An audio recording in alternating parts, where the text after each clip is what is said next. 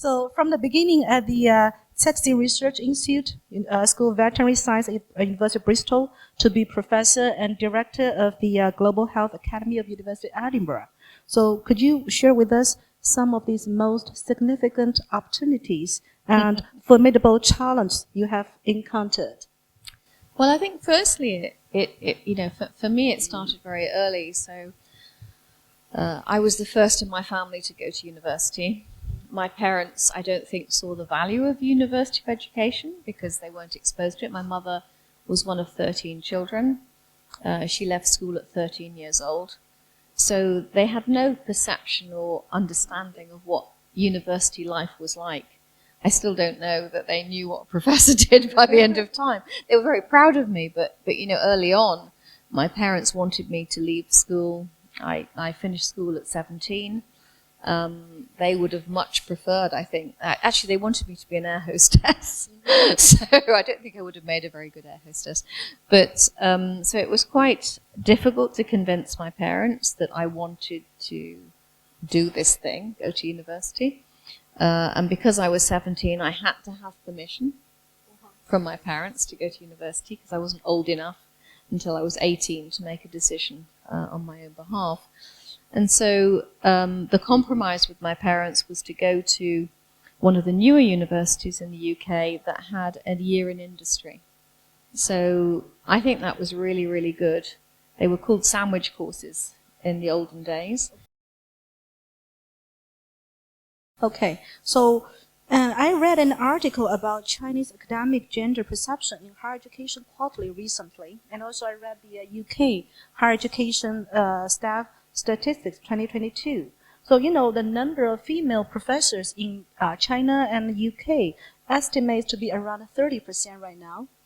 And despite the gradual increase, so there is an increase, but despite that gradual increase, so there is still a huge gap. The male professorship and female professor, 70% versus 30% in China and UK universities.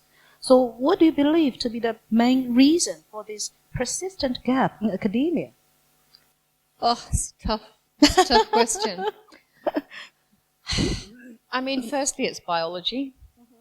I think that, there is a certain point in your career, probably 5 or 6 years, where you have this opportunity to make this sort of a fast trajectory in progression of your career.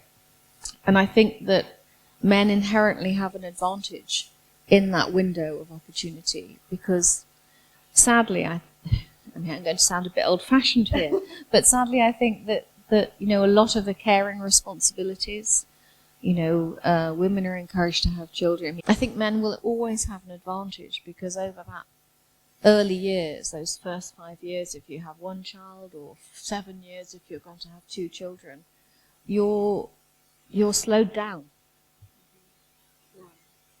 Right. And they're not slowed down. Right. They're still powering on through. Yes. So, what do we do? Do we push through and neglect other things? Or, you just have to be better. I think that institutions should help or develop specific, just you mentioned that mentoring or sponsorship programs to support women researchers to help them advance their career, academic growth. So, personally, I would like to see institutions give free childcare. Free childcare. Free childcare for women. I think that would really help. I think that offering that opportunity of free childcare and accessible childcare so that you're not wasting half your day driving 20 minutes to go and pick a child up and then doing something that you can visit during the day and you can feel that you're not giving up something to do something you love. You love both things. You love your children and you love your job. You shouldn't have to be compromising on that. And I think universities, that would be a very good investment by universities to give childcare vouchers or at least to sort of take that pressure off. I think women getting enough maternity leave as well, not feeling pressured to get back into the workplace. I think mentorship schemes are really important. So in Edinburgh we have an Athena Swan charter which supports women at all levels through their career development. And I think I would like to see more of that. We know that as a successful scientist, and later, and also mother of 2 children. So how did you manage to achieve life-work balance? You just mentioned that your husband also professor. So how do you manage that? Well, actually, my husband was. I mean, our biggest problem was working in Africa, because we both work in Africa. So You have been to Africa many times, right? Oh, yeah, I lived there. I remember Uganda and also Kenya, right? Yeah, and Tanzania. So lots, and I still do. So when the children were small, one of us was home and one of us was travelling. But actually, often I'd take the kids with me when they were small, and when they were little enough to take with me, I'd take them with me. I remember I took Tessa, my younger daughter, to Tanzania, and there was an old buffalo that was at the end of his days, and he was in the camp lights, where we were working. And then the next morning, he was dead on the doorstep. Oh, okay. And I couldn't open the door, and then Tessa was going, "Where's the buffalo?" So I think the important thing is to be there at the end.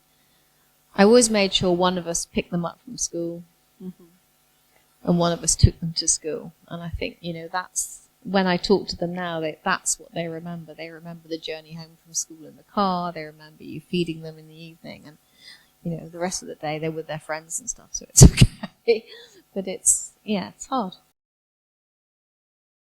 The last question for you.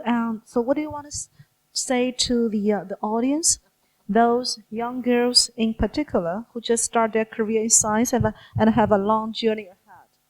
I think you should think there's no limit to what you can do. Mm-hmm. I think that's the biggest thing holding. In my experience, it's the biggest thing holding women back, is thinking that they're not good enough. You're definitely good enough. You're more than good enough. Mm-hmm. The only thing stopping you achieve your goals is actually your own insecurity. And in order to deal with that insecurity, you build a network of people that hold you up, That's what I'd say.